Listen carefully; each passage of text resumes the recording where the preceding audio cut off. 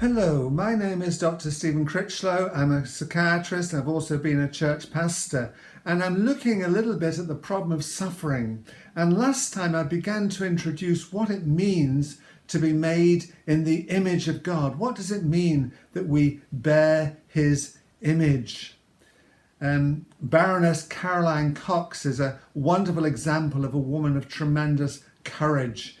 She talks about herself as someone who is basically a nurse and social scientist by intention and a politician by astonishment. But she's done some amazing things. She's walked through war zones. She's walked through Nagorno-Karabakh at the height of the conflict between Armenia and Azerbaijan. And before that, she expressed that she felt dark and not wanting to go.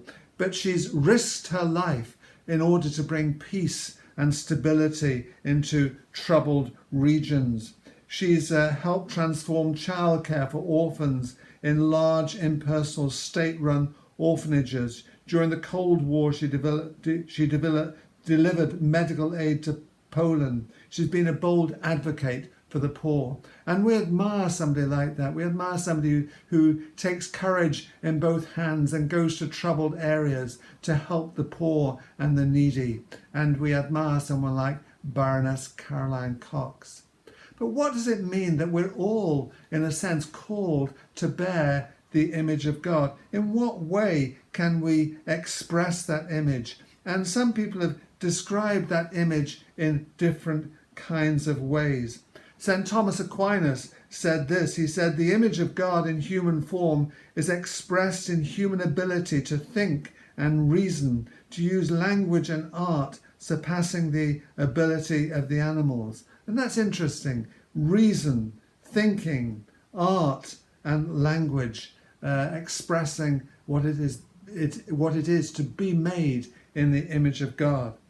Francis Schaeffer, a North American theologian, said, "Man made in the image of God has a purpose to be in relationship to God who is there." And so there he's talking about our image as being in relationship with God. Now, the more we develop that relationship, the more we actually share the image of God in this world.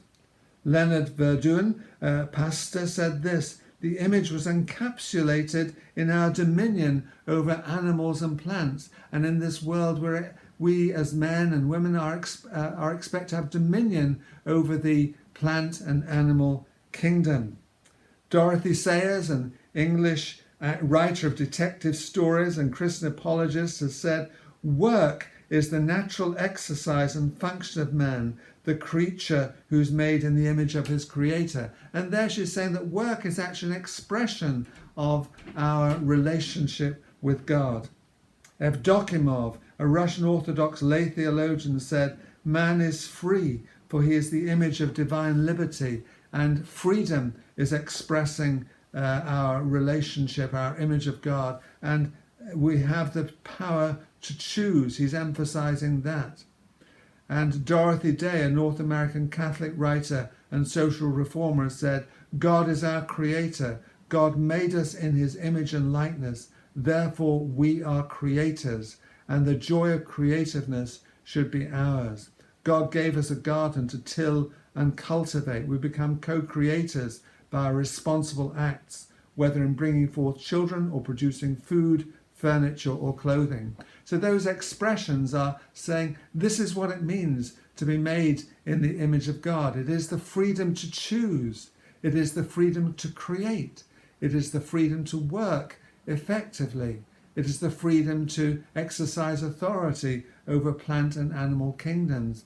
It's the freedom also and the joy of being in relationship with God in a very real way. And the more we encourage and develop that relationship, the more, in fact, the image of God and the beauty of God can shine out from our lives. And we can express that image also, as Thomas Aquinas has said, in our ability to think and reason, our ability to use language and art. And all of those ways are ways in which we can express the image of God.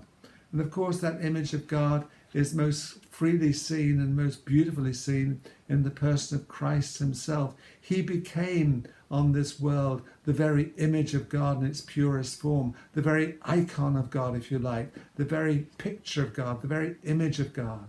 And Christ shows that out most fully. And of course, it's as we look towards Christ that we are being transformed into his image, as the word of God says, from one degree of glory to another. As we look at him, we see God as, in a sense, as in a mirror, rather dimly. But as we look at Christ, we see that image actually fleshed out in human form. And as we look towards Christ, so we can be transformed into his very likeness, and from one degree of glory to another, which is what Paul expects us to be.